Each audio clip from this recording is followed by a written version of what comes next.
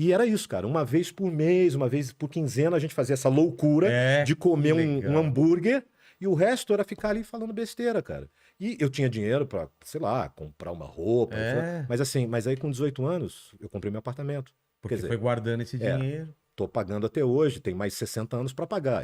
Mas- Não, mentira, já paguei, mas porque eu comecei cedo. Mas assim, eu comprei meu apartamento, eu consegui ter uma vida estabilizada bem cedo, porque minha mãe me deu esse norte. Falou assim: olha, é teu dinheiro. Eu só gastei o dinheiro uma vez, que foi para viajar para os Estados Unidos. Aí eu fui, porque eu fui com 13 anos sozinho para Los Angeles. Caramba, mas pra quê? Pra passeio? Ou tinha alguma coisa Não, lá? tinha a ver com trabalho, cara. Foi o seguinte, eu fazia o Clube do Mickey aqui em São Paulo. Eu fazia um dos mini sócios, chamado Todd, do Clube do Mickey. E quem dirigia era o Telmo de Avelar, o Telmo Perlmuth, que era o cara responsável pelos filmes da Disney aqui no Brasil. Ele é que fazia a tradução, a adaptação, que antes dele era o Aloysio de Oliveira, que foi do Bando da Lua, foi para Los Angeles com a Carmen Miranda e depois não voltou mais. E ele era uma pessoa que tinha uma voz, aquelas narrações que depois meu pai começou a imitar, fazendo no Pica-Pau. Nas aberturas do Quem Pica-Pau. fazia do Jambi Ruivão? Ah, não sei, mas Não é também lembra? meio nessa coisa, não é? Jambi Ruivão, não sei Jambo o e quê. Ruivão, não sei o quê. É, Mas isso tudo vem da escola do Aloysio de é, Oliveira, que era uma coisa meio assim. é. Era muito legal. E então, Chapeuzinho Vermelho. E isso criou uma escola, que é muito bacana, né? E, enfim, por conta disso, do Telmo, ele veio para São Paulo para dirigir o Clube do Mickey, porque ele fazia tudo que era da Disney. E ele saiu do Rio e veio fazer esse trabalho aqui. Minha avó morava no Rio de Janeiro. Então, todas as vezes que eu ia para lá, e o Telmo já estava de volta lá, eu dava uma ligada para ele: oi, seu Telmo. Sempre chamei ele de seu Telmo, evidentemente. Oi, seu Telmo, tô aqui no Rio, tudo bem e tal. E numa dessas ele falou: ó, tem um teste aqui para você fazer. Quer vir? É na Perifilmes, que era na Rua Alice, uma casa bem antiga e tal. Chamava Perifilmes, tipo Herbert Richards. Era só de dublagem ou Não, de dublagem. era só de dublagem essas Sim, empresas? nessa época só de dublagem, Tá. porque o Herbert começou, na verdade, produzindo cinema. E depois Essa, ele passou essa é para a minha dúvida. dublagem. Ah, tá. Mas o Ralph Norman, não. Ele, na época, se não me engano. Bom, na época só era dublagem, Só mas eu não sei se dublagem. ele produziu cinema ou não. E aí, beleza, eu fui lá, fiz o teste, era o meu amigo Dragão, Pete's Dragon, que era o Pedro e o Dragão. Era tudo live action Tá. e o Dragão era animado. E era um garoto que cantava e tinha essa coisa, tinha cantado e falado. Eu falei: ah, beleza, fiz o teste, passei. E na época, quando era um filme de cinema, vinha um supervisor da Disney, um executivo de Los Angeles, para supervisionar a A dublagem. Disney, principalmente, os caras eram muito cuidadosos, né? Sempre, Sempre sempre, foi, né? sempre. E veio o Blake Todd, que é meu amigo até hoje, que era vice-presidente da área que depois eu passei a integrar. Que Porque, é. olha, Disney Character Voices International, Caramba. que não, acho que não existe mais, inclusive. Tá. Mas, enfim, e nessa época eu fui lá, fiz o teste, voltei para São Paulo, e aí depois o Telmo falou: olha, você passou. E aí eu voltei para o Rio, fiquei na casa do Telmo, com a esposa dele e com a Isabela, que era a filha dele, que era mais ou menos da mesma idade que eu, e eu ia todo dia pro estúdio com ele dublar.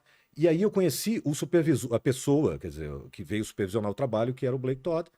E ele, enfim, eu passei uma semana e meia, cara, gravando com ele, e, né, ele supervisionando o trabalho e tal.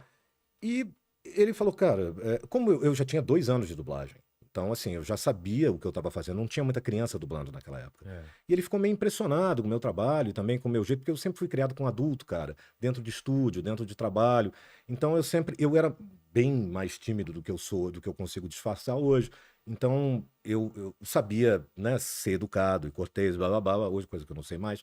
Minha mãe tentou, ela me ensinou, mas eu esqueci sozinho. E, enfim, e a gente meio que formou uma amizade. Ele estava supervisionando esse filme no mundo inteiro. Então ele foi para o Japão, ele foi para a Itália, ele foi para a França e ele foi me mandando cartões postais, né? E Ah, aí quando ele chegou em Los Angeles, ele me mandou uma carta, cara, muito bacana. E no meio da carta, ele colocou assim: e seria bom se você viesse um dia para Los Angeles para uma visita. Aí eu falei com os porra. meus pais, isso foi, sei lá, janeiro, fevereiro de 80. Aí eu respondi para ele: tá, quando é que eu tô indo? Ó, julho eu posso ir, que eu tô de férias escolares. E aí ele pirou, cara. E aí ele foi falar com a Brenda, com a mulher dele, né? Falou assim: Brenda, ele falou: mas. Porque ele já tinha falado de mim, falou que. Né? Ela falou assim: mas o que que você escreveu para ele? Não, eu escrevi, mas. Stick to your promise. Caramba. Mantenha a sua promessa. Então se vira agora. Aí eles conversaram com os meus pais autorizaram, e aí eles pediram para fazer uma autorização por escrito e tal, e eu fui sozinho, cara, para Los Caramba. Angeles. E ele gosta de contar, ele me sacaneia aí até hoje, quando eu vou para casa dele, ele falou assim: pois é, não, eu tava em casa num sábado, aí me liga do aeroporto: ó, tem um moleque aqui do Brasil, chegou aqui e tá falando no teu nome aqui, a gente não sabe, a gente manda de volta. Aí eu falei: ah, não, traz ele para cá, vai. Mentira, claro que ele tava me esperando lá, ele teve que assinar para me liberar. Inclusive, eu me perdi no aeroporto, cara. Ninguém me achava, ele ficou meio Imagina. bolado. Puta E aeroporto e eu fiquei enorme. 40 dias lá e falei: caramba, a gente não sabia mais o que fazer contigo. E eu não falava inglês, cara. Sim, eu falava muito pouco. Sim. E eu meio que me virei ali, né? Aí teve que me levar pra Disney, essas coisas todas. Então, assim, a gente fez uma amizade, eu com 13 anos e ele com 40 e poucos, né? Caramba. E a gente fez uma amizade para a vida, cara. E depois, quando eu pedi na missão da Herbert, eu falei assim, cara, e foi muito de repente, porque meu pai, eu tava dublando o Hulk, A Volta do Capitão Gancho. Ah, tá. E eu Qual dublei, você fazia? eu fazia o Quem? Robin Williams. Ah, tá. Aí eu dublei na sexta-feira, normal, e eu tô sentindo um clima meio esquisito no estúdio, as coisas meio, as pessoas meio, ah, tudo bem. Fui embora pra casa, cheguei em casa sábado, minha mãe me ligou: ó, teu pai quer falar contigo. Eu falei: tá. Aí meu pai veio no telefone e falou assim: ó, eu fui mandado embora. Aí a primeira pergunta que eu fiz pra ele: que merda que você fez agora? Porque meu pai, às vezes, cara, era meio esquentado. Ah, tá. Aqui em São Paulo, ele fez um negócio, ele foi provocado, entrou no estúdio e falou: desce agora que eu vou te comer na porrada. E os caras se pegaram na porrada dentro do estúdio, cara. E nós três trabalhávamos lá, eu, meu pai e minha mãe. Então, assim, ele foi mandado embora, claro. E assim, e a gente continuou trabalhando, claro. É. Então, assim, como eu conhecia a peça, O que você fez? falei: qual foi a merda que você fez agora? Ele falou: não sei. Aí eu falei: ah, pai, poxa, pai. Ele falou: estou dizendo para você, não sei. Cheguei na empresa, tinha um bilhete dizendo assim: demitir o diretor Garcia Neto no DP. Pediram para eu passar no departamento pessoal, tinha um bilhete dizendo isso. Caramba. Eu falei: tá, desliguei o telefone, pensei sábado, pensei domingo.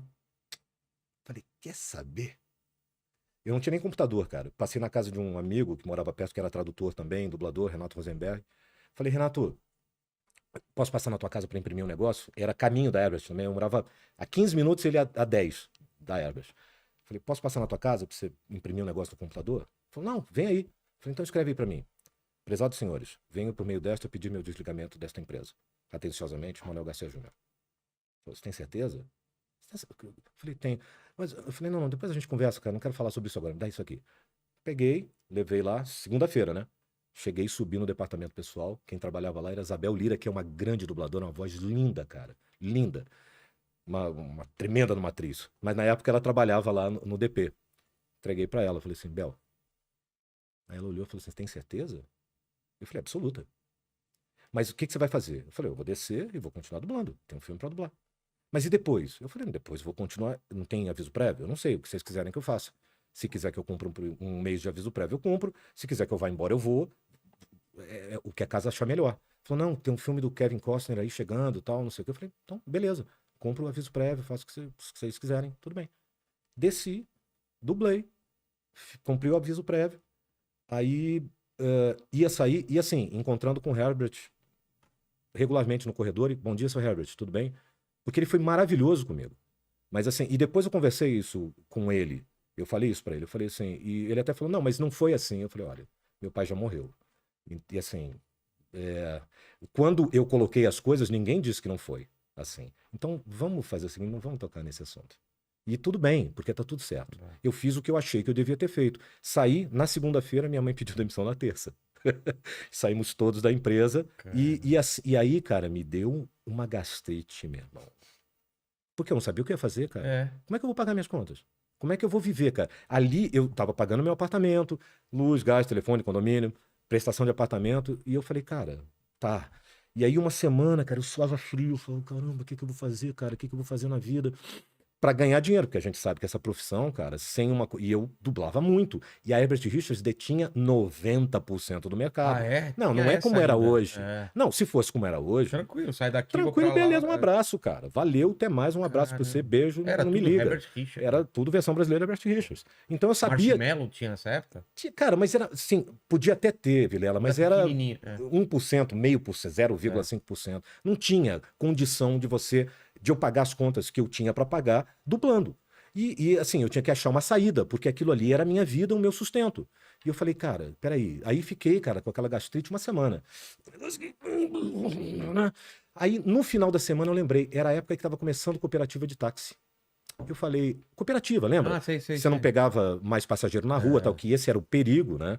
Da insegurança que a gente tem, né? Então eu falei assim, pô, e aí eu já tinha conversado várias vezes, porque eu adoro conversar com motorista de Uber, de táxi, bater papo. Vim pra cá, inclusive, hoje, Alexandre, abraço.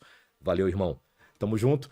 E, assim, eu tô sempre conversando com as pessoas, porque eu gosto de ser humano, cara. Eu gosto de conversar.